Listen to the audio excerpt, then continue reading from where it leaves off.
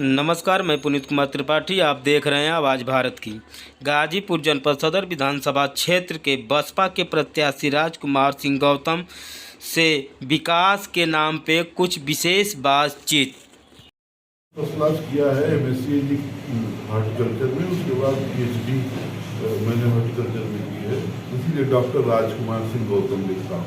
जहाँ तक प्रत्याशिता की बात है, मैं जमानिया से 2007 से 12 तक विधायक रहा हूँ। बाद के परिसीमन में जमानिया का आधा भाग जो मेरे गांव वाला पोर्शन था वो गाजीपुर सदर में आ गया, तो 2012 वाला चुनाव मैंने गाजीपुर सदर से लड़ा था और इस बार भी मैं वो बहुजन समाज पार्टी का प्रत्याशी हूँ गाजीपुर सदर से। सर, चुनाव तो बहुत से लोग लड़ रहे हैं, पर गाजीपुर की जनता आपसे बड़ा उम्मीद करती है। गाजीपुर की जनता ने बहुत से नेताओं को, यहाँ तक हम कहें कैबिनेट मंत्री को भी दिया, बट जो गाजीपुर का विकास होना चाहिए वो दिखा नहीं। इस संबंध में आप दूसरी बार विधायक हो रहे हैं, पूर्व का भी अनुभव आपके पास है, इस बार आप नया क्या करेंगे?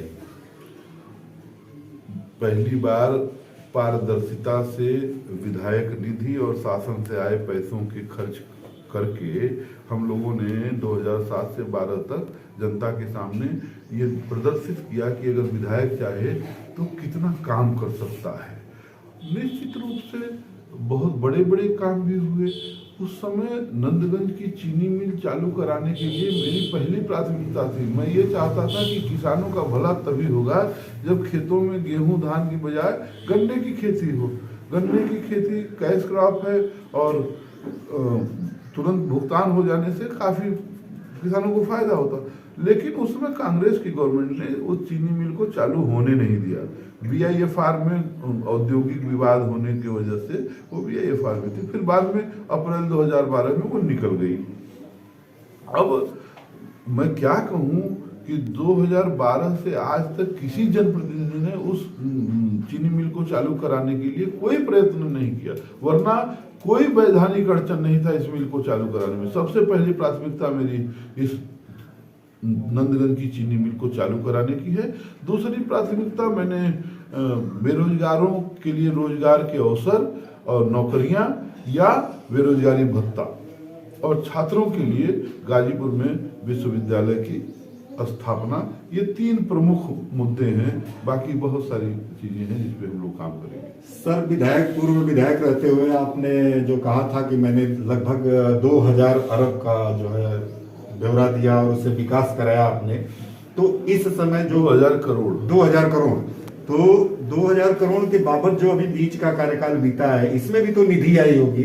तो इस स्तर पे जो आरोप लगे हैं शिवपूजन इंटर कॉलेज से संबंधित विद्यालयों को दिए गए हैं कट मनी लेकर के, और मुझे इस बात का